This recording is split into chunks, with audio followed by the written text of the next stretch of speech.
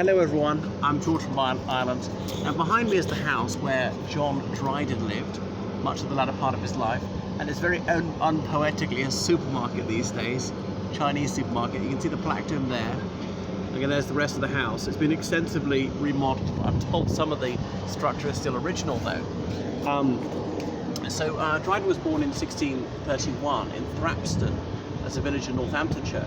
It's very close to Oundle. Heads to Oundle School. There's a house named in his honour, Dryden House. His father was an Anglican clergyman, and he was descended from gentry on both sides of the family.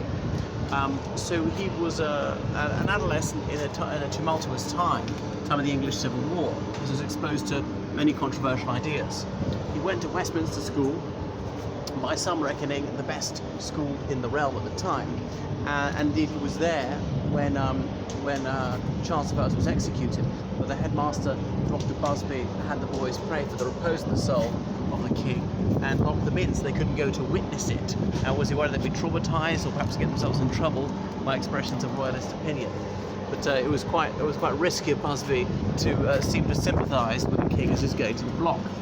Anyhow, after that, Dryden completed his secondary school. He went to Cambridge University and he enrolled at Trinity, which was then, as today, surely the grandest college in Cambridge. And he studies most of the classics still. He began composing poetry as an adolescent, but not much of his juvenilia survives. So on graduating from Cambridge, one of the obvious things to do would to become a clergyman like his father, but he chose not to follow his father's footsteps. He came to London. He worked for Thurlow, who was the Secretary of State, that's about as close to a Prime Minister as we had. Remember, Lord Protector Cromwell was ruling this country as well as ruling Ireland at the time. Anyway, so he had this plum job in government service. It was remunerative. He found it uninspiring, preferred to compose verses, but he later composed paians to Cromwell. And now, when 1660 Cromwell's regime was over, Cromwell himself had died, his son had stood down for being Lord Protector. General Monk, this royalist, had been made Lord Protector, and he'd actually brought back Charles II. But so Dryden might have got himself in a bit of doo-doo for being a well-known poet who was effusive in the laud he poured on the protectorate, or whatever you want to call it, the Commonwealth, as in the rule of Cromwell. But however, not to be outdone by his own panegyrics to Cromwell, he then turned his hand to writing verses, singing the praises of Charles II when he came back to His Majesty, and on various figures in the administration, hoping for promotion, no doubt, but it came his way. So he's better known as a playwright, really, and it's fascinating how Indian themes form much of his oeuvre. Like one Aurangzeb, no, not the Mughal emperor, the Indian emperor, the Indian queen. There are ones about what the Spanish were doing in the American continent, about the conquest of that country. Some of these are comedies, tragedies as well. There's Mariage à la mode.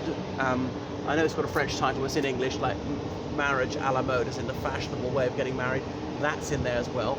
Faintly scatological, because 1660, Charles II said, no more Puritanism, theatre is back. So it was back with a vengeance, and also Charles II saying women can act on stage. Up to that time, women were not allowed to perform in the presence of men, because there's a verse in the Bible saying the female voice is nakedness. So he made a lot of money, he married well. Lady Elizabeth, I can't remember her surname actually, is it Howard? She was a noblewoman.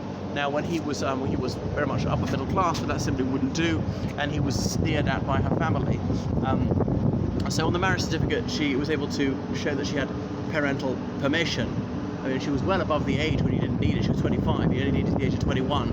But perhaps just in case anybody said it was by abduction, I suppose, because the marriage appeared to be so advantageous to him, around this wealthy lady, and he could move in higher circles. So they were blessed with 3 sons. They had no daughters, and they seemed to have a rather happy marriage, even though she wasn't of such a literary inclination. So they had a house in the countryside, but they spent a lot of their life here. So he's made poet laureate, the very first poet laureate in 1668, if I got that right. Anyway, towards the end of his life, he seems to have stood aloof from the contentious issues like 1688, the Revolution, and so on. He died in 1700, very first official poet of England and Wales, poet laureate. So that's Dryden. I'm not a huge fan of his, as the way of produced. I don't think it's terrible, obviously, but I don't rate his poetry. I often like old-style things, 17th century style verse, but not him so much. Another fascinating point, he was the second cousin of Jonathan Swift, who was his near contemporary. Swift is a bit younger than him, the Dean of St Patrick's Cathedral, Dublin, who's better known as a novelist, writing Gulliver's Travels and all that. Invented the word Yahoo and so forth. I'm not sure they ever met, actually. Anyway, that's just a little bit about John Dryden. Here it is, Chinatown, oddly, where he used to live. Toodaloo.